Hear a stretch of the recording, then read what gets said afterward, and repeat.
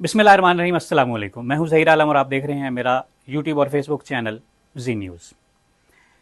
नाज़रीन, सिंध तास मुआहिदा मुअत्तली के बाद अब भारत ने बांग्लादेश से गंगा मुआहिदे पर भी नज़रसानी का फैसला किया है।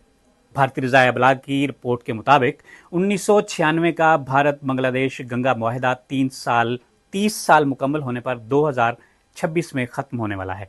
गंगा मुआहिदे की शिक नंबर 12 के मुताबिक इस मुआहिदे की तजदीद दोनों फ़रीक़ैन की बाहमी रजामंदी से की जाएगी।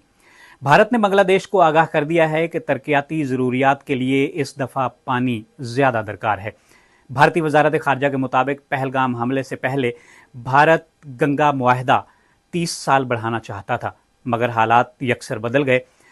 भारत के यकतरफा फैसले पर बांग्लादेश ने तशवीश का इजहार किया है। वाज़ेह रहे कि जंगी जुनून में मुब्तला भारत की आबी जारहियत जनूबी एशिया में एक नए बहरान को जन्म दे सकती है।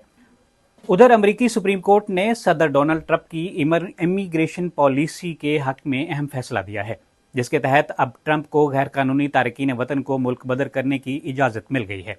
अमरीकी ज़राए अबलाग की रिपोर्ट्स के मुताबिक अदालत उज़्मा ने इस फैसले को ट्रंप के लिए इमिग्रेशन पॉलिसी में एक बड़ी कानूनी कामयाबी करार दिया है। इससे कबल सुप्रीम कोर्ट ने एक और मुकदमे में ट्रंप इंतज़ामिया को पनाह गुज़ीनों की मुल्क बदरी से रोक दिया था।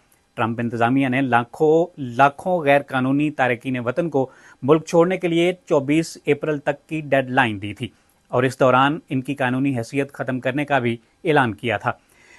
पहले फैसले में अदालत ने ट्रंप को अलाइन एनिमीज़ एक्ट के तहत मुल्क बदरी से रोक दिया था, जिस पर सदर ने नाराज़गी का इजहार करते हुए कहा था कि जजेस मुझे वो करने की इजाज़त नहीं दे रहे जिसके लिए अवाम ने उनको मुंतखब किया है।